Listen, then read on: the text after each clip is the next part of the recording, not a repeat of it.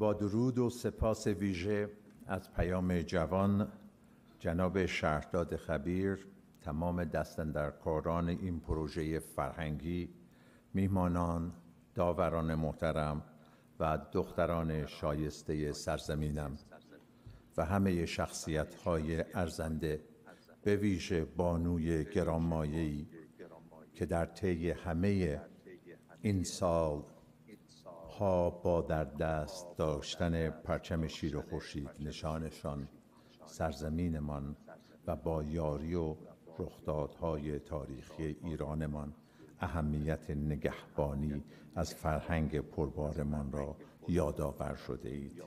با احترام از شما دعوت می کنم با هم به سرود ملی و ارزشمند ای ایران گوش فرا دهیم.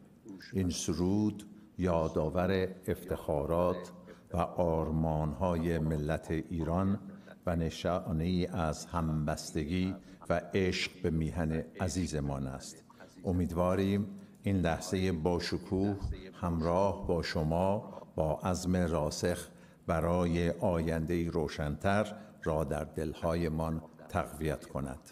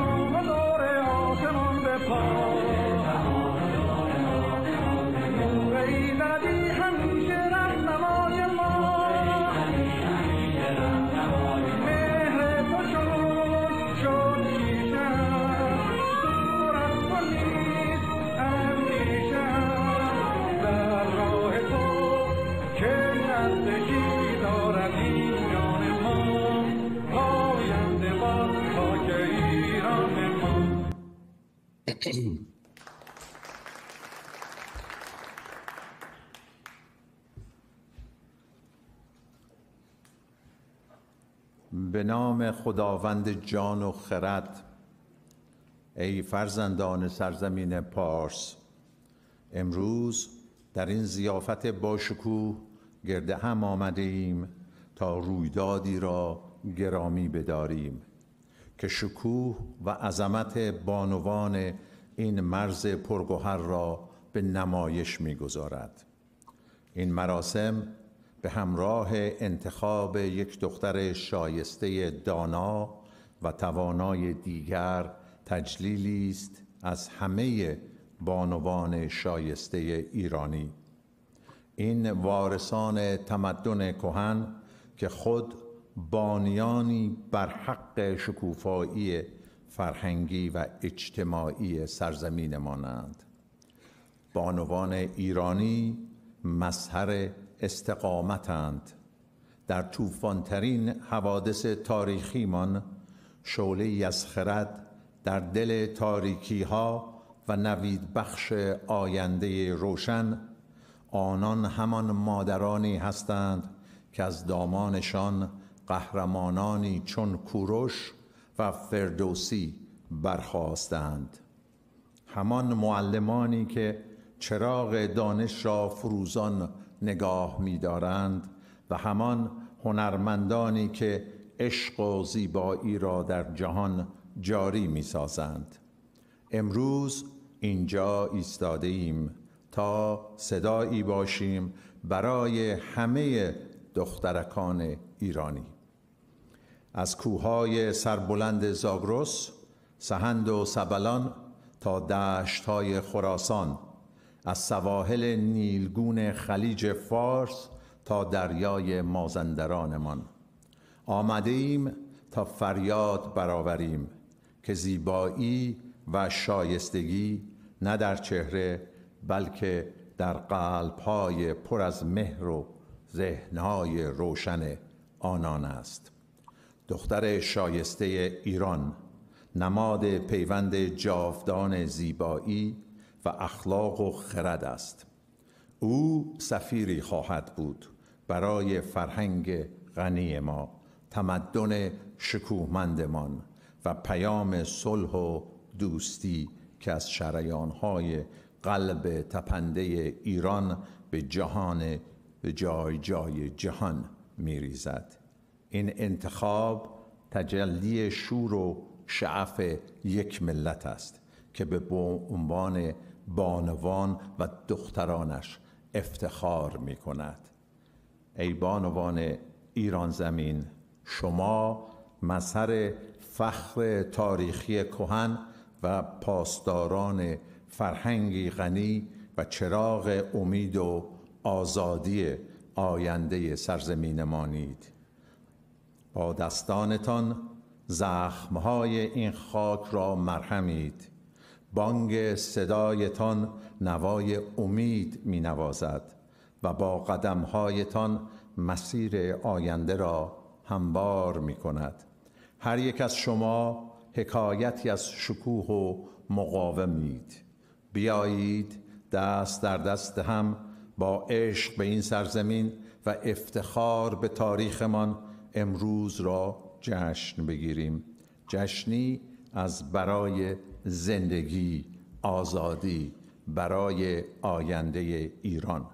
پاینده باد ایران، برافراشته باد پرچم سرنگ شیر و خورشید نشان و جاودان باد عشق به خاک زرخیز ایرانمان.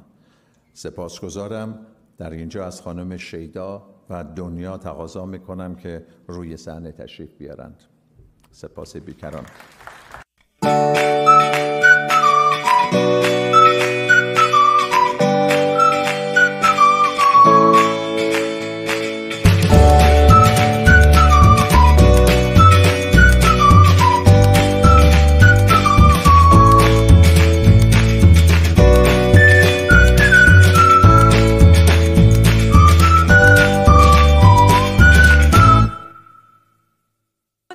خدمت همه شما عزیزان حاضر در سالن و همچنین داوران گرانقدر امشب.